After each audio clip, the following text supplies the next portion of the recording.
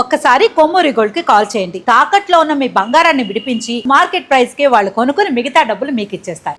నమస్తే, welcome to మనం TV. మనతో పాటు ఉన్నారు కేఎస్ఆర్ గారు. గురుగారు నమస్తే. నమస్తే అమ్మా.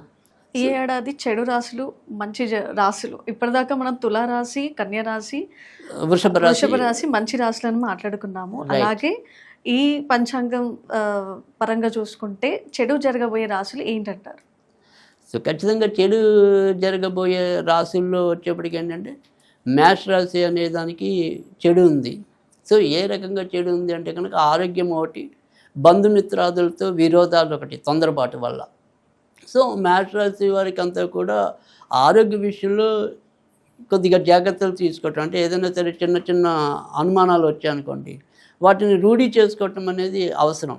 నేనుగా నాకు తలనొప్పి వస్తే ఆ తలనొప్పి అరుగుదల లోపం వల్ల వస్తుందా, లేదా వేడి ఎక్కువై వస్తుందా, లేదా దీంట్లో ఏదైనా మెదడులో ప్రాబ్లం ఉండి వస్తుందా, సో అది కరెక్ట్గా చూసుకోవాలి. లేదు అంటే కనుక ఈ సంవత్సరం డిసెంబర్ నుంచి మారబోయే స్థితి ఏదైతే ఉంటుందో గ్రహస్థితి, అప్పుడు వాళ్ళకి అది ఇబ్బందిగా పరిణమించడానికి అవకాశాలు ఎక్కువగా ఉంటాయి. సో అందుకని మేష రాశి వారు ఈ సంవత్సరం అంతా కూడా జాగ్రత్త తీసుకోవాల్సిన అవసరం అయితే కనబడుతుంది. తర్వాత రెండోది వచ్చేప్పటికీ ధనుర్రాశి. ధనుర్రాశి వారికి ప్రస్తుతం ఆల్రెడీ అర్ధాష్టమ శని అనేది ఒకటి నడుస్తుంది. తర్వాత డిసెంబర్ నుంచి కూడా మళ్ళీ రాహు రెండో ఇంట్లోకి రావటం అనేది ఉంటుంది. తర్వాత జూన్ నుంచి రాశ్యాధిపతి గురుడు కూడా అష్టమంలో సంచరించడం అనేది ఉంటుంది. సో మేష రాశి లాగానే వీళ్ళు కూడా ఆరోగ్య విషయంలో జాగ్రత్తగా ఉండటం అనేది ఒకటి. తర్వాత ఎక్కువ పెద్ద పెద్ద ప్రణాళికల జోలికి వెళ్లకుండా ఉండటం మంచిది. అంటే మనం ఏదైనా సరే ఇంటి నిర్మాణం చేద్దాం అనుకుని దిగిపోవటం, కానీ దానికి సంబంధించిన ఏవైనా సరే అది రావాల్సిన డబ్బు సకాలంలో రాలేకపోవటం, ఏదో రకంగా అది అర్ధాంతరంగా ఆగిపోవటం. సో అందుకని భారీ ప్రాజెక్టులు పెట్టుకోవడానికి వీలుగా ఈ సంవత్సరం ధనుర్రాశి వారికి లేదు. ఉన్నవి ఏదో అలా కామ్గా నడిపించుకోవటం అనేది అవసరం. కనుక వాళ్ళకి కూడా అంతంత మాత్రంగానే ఈ సంవత్సరం ఉండటం అనేది ఉంది.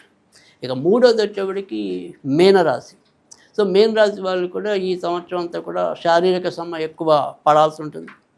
అందులో ప్రస్తుతం ఏదైతే శని కూడా వీరి యొక్క రాశిలోనే సంచరించడం అనేది జరుగుతుంది. అందుకని ఊహకి అతీతమైన ఖర్చులు ఎదుర్కోవటం అనేది కూడా జరుగుతుంది.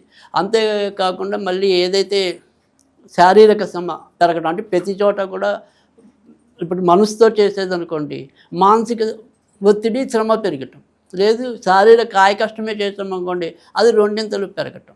అందుకని ఎలా చూసుకున్నప్పటికీ కూడా మేషము, ధనస్సు, మీనము ఈ మూడింటికి కొంత చెడు అనేది ఆపాదించబడుతుంది ఈ సంవత్సరం అనేది. కనుక వీళ్ళు కొంత జాగ్రత్తగా ఉండటం అనేది అవసరం. కనుక మంచి వాళ్ళకి ఎలాగైనా మంచి జరుగుతుంది కాబట్టి మంచి రాశుల గురించి కాదు, కానీ వీళ్ళకి ఇప్పుడు ఈ ఏడాది అంతా కూడా కొంత చెడులో ఉన్నారు కాబట్టి కామన్గా చేసుకోవాల్సిన ఆరాధన ఏదైనా ఉంటే, అంటే మేష రాశి సపరేట్ అనుకుంటే అది వేరు, ధనురాశి అనుకుంటే వేరు, మీనరాశి అనుకుంటే వేరు, కానీ కామన్గా ముగ్గురు కలిసి ఏదైనా సరే పూజించవలసినది ఏదైనా ఉంటే కనుక అది ఖచ్చితంగా వెంకటేశ్వరానికి సంబంధించిన ఆరాధన చేసుకోవటం వల్ల ఇంకొద్దిగా మంచి పెంచుకోవడానికి ఉంటుంది. సో ఆయనకి సంబంధించిన సరే స్తోత్రాలు కానీ ఏవైనా సరే అర్చన కానీ అప్పుడప్పుడు ఆయా దేవుడి యొక్క కోవిలకి వెళ్తూ ఉండటం కానీ దర్శనం, సో అలాంటివి ఏమైనా చేస్తూ ఉంటే వాళ్ళ చెడుని కొంతవరకు తగ్గించుకుని ముందుకు రావడానికి అవకాశం ఎక్కువ ఉంటుంది. సో ఆ రకమైన జాగ్రత్తలు తీసుకోవాల్సింది అయితే వాళ్ళకి ఎక్కువగా ఉంది. చాలా చక్కగా వివరించారు గురుగారు.